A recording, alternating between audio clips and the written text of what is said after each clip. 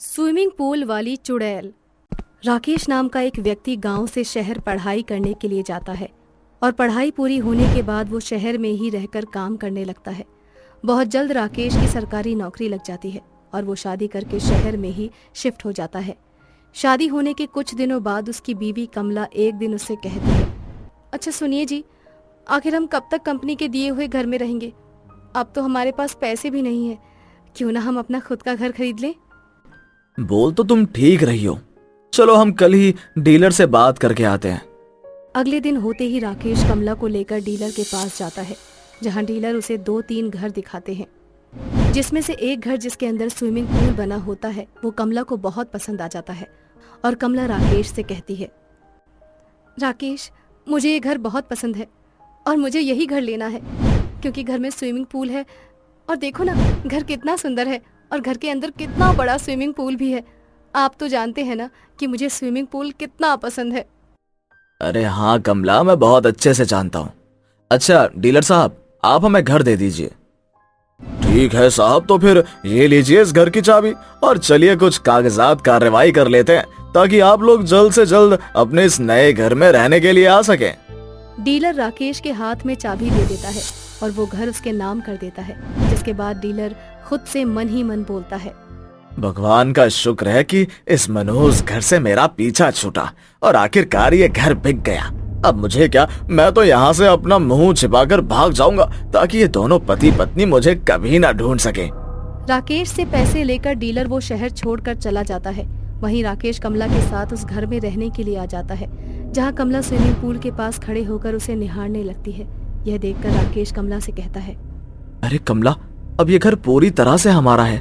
अभी बहुत रात हो चुकी है, चलो सोने चलते हैं। कल सुबह होते ही मुझे इस पूल में नहला देना और इसे मन भरकर निहारती रहना।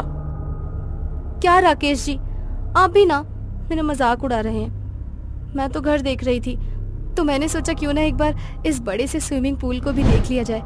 वैसे हमने नया घर लिया है, हमें पार्टी तो रखनी ही चाहिए।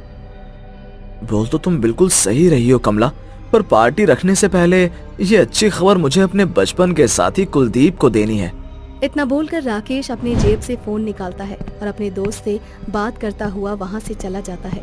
तो वहीं कमला अब भी स्विमिंग पूल के पास खड़ी होती है और वो जैसे ही वहां से जाने लगती है, उसे किसी के रोने की आवाज आती है। रोने की आवाज सुनकर कमला खुद से बोलती है, ये रोने की आवाज कहाँ से आ रही है? जो कोई भी रो रहा है उसकी आवाज में कितना दर्द लगता है। इतना बोलकर कमला वहीं रुक जाती है और स्विमिंग पूल के अंदर देखने लगती है, परंतु उसे स्विमिंग पूल के अंदर कोई नजर नहीं आता। जिसके बाद कमला वहां से जाने लगती है कि तभी स्विमिंग पूल से एक हाथ बाहर निकलता है और वो कमला का पैर खींचकर उसे स्विमिंग पूल के अंदर डुबो देता है। और कुछ देर बाद एक चुड़ैल बाहर निकलती है और वो चुड़ैल कमला का रूप लेकर खुद से बोलती है, बहुत दिनों बाद इस घर में कोई रहने के लिए आया है और बहुत जल्द इस घर में पार्टी होगी।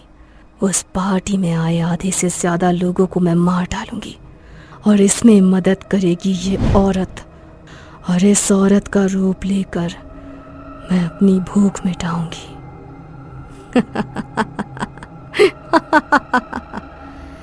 इतना बोलकर कमला राकेश के पास जाती है और वो दोनों रात में सो जाते हैं। सुबह राकेश का दोस्त अपनी बीवी सुधा के साथ आता है। जब कुलदीप अपने दोस्त राकेश से बैठकर बहुत सारी बातें करता है, तो वहीं राकेश के कहने पर कमला सुधा को अपना स्विमिंग पूल दिखाने के लिए ले जाती है, जहां सुधा कमला से बोलती है, घर के अंदर इतना बड़ा स्विमिंग पूल, तुम जानती हो कमला, आज से पहले मैंने सिर्फ सुना था कि घर में लोग बड़े स्विमिंग पूल रखते हैं, पर आज अपनी आंखों से देख लिया। काश कि मेरे पति भी शहर में ही काम कर पाते, तो आज हमारे पास भी एक स्विमिंग पूल जैसा बड़ा सा घर होता। इसे तुम अपना ही स्विमिंग पूल समझो सुधा बहन, चलो इसके मजे लेते हैं हम दोनों। क्या तुम इस स्विमिंग पूल के अंदर एक बार नहाना नहीं चाहोगी? अरे नहीं कमला बहन, मुझे इस स्विमिंग पूल में नहाने में शर्म आती है और मुझे स्विमिंग पूल में नहाना भी नहीं आता। तुम्हें मैं सिखा दूंगी, चलो स्विमिंग पूल के अंदर चलते हैं। इतना बोलकर कमला खुद स्विमिंग पूल के अंदर चली जाती है और उसका हाथ पकड़कर उसे स्विमिंग पूल के अंदर खींचने लगती है कि तभी वहां पर कुलदीप और राकेश आ जाते हैं। कमला को सुधा जबरदस्ती पानी के अंदर बुला रही होती है। यह देखकर राकेश कमला से बोलता है, कमला, जब सुधा बोल रही है कि वो कल तुम्हारे साथ स्विमिंग पूल में नहाएगी तो तुम आज उसके साथ जबरदस्ती क्यों कर रही हो? और कल वैसे भी पार्टी है, तुम्हें ही तो अब पार्टी की अरेंजमेंट करनी है।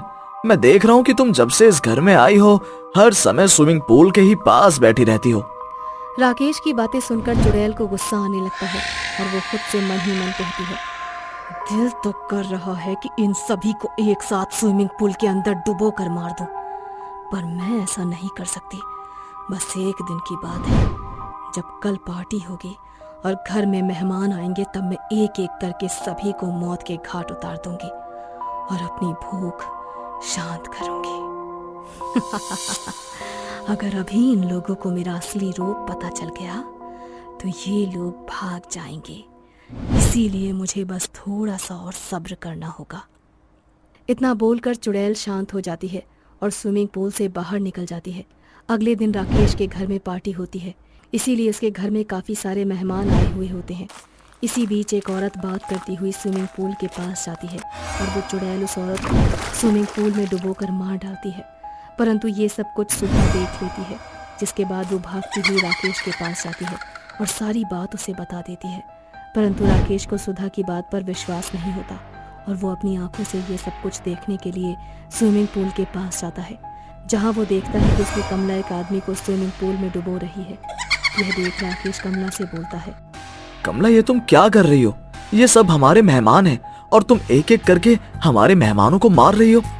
मैं तेरी कमला नहीं हूँ, मैं एक चुड़ैल हूँ जो बरसों से स्विमिंग पूल में थी। तुम लोगों के आने के बाद मैं आज़ाद हुई हूँ और मुझे बहुत भूख लगी है, इसीलिए मैं अपना शिकार कर रही हूँ। परंतु जब से ये सुधा आई है तब से इसने मेरा जीना हराम कर दिया है, इसीलिए अब मैं सबसे पहले सुधा को मारूंगी। इतना बोलकर कमला सुधा को स्विमिंग पूल में डुबोने लगती है। तभी कुलदीप गंगा जल लेकर आ जाता है और स्विमिंग पूल में डाल देता है, जिस वजह से चुड़ैल सुधा को छोड़ देती है और सुधा स्विमिंग पूल से बाहर निकल जाती है और राकेश से बोलती है, राकेश भाई साहब, इस चुड़ैल को खत्म करने का एक ही तरीका है, हम मिट्टी तेल डालकर स्विमिंग पूल में आग लगा देते हैं। और स्विमिंग पूल में मेरी बीवी कमला है, मैं ऐसा नहीं कर सकता। राकेश भाई, इस चुड़ैल ने तेरी बीवी को मार डाला है, अगर हमने इसे खत्म नहीं किया तो ये हम सबको मार डालेगी। सुधा और कुलदीप की बात सुनकर राकेश अपने घर से मिट्टी का तेल लेकर आ जाता है और उस स्विमिंग पूल में डालकर उसमें आग लगा देता है। स्विमिंग पूल में आग लगने के साथ ही उस चुड़ैल के शरीर में भी आग लग जाती है और वो तड़प तड़प कर वहीं मर जाती है, जिसके बाद राकेश वो घर छोड़कर हमेशा हमेशा के लिए चला जाता है और सुधा भी अपने पति कुलदीप के साथ वापस गांव चली जाती है।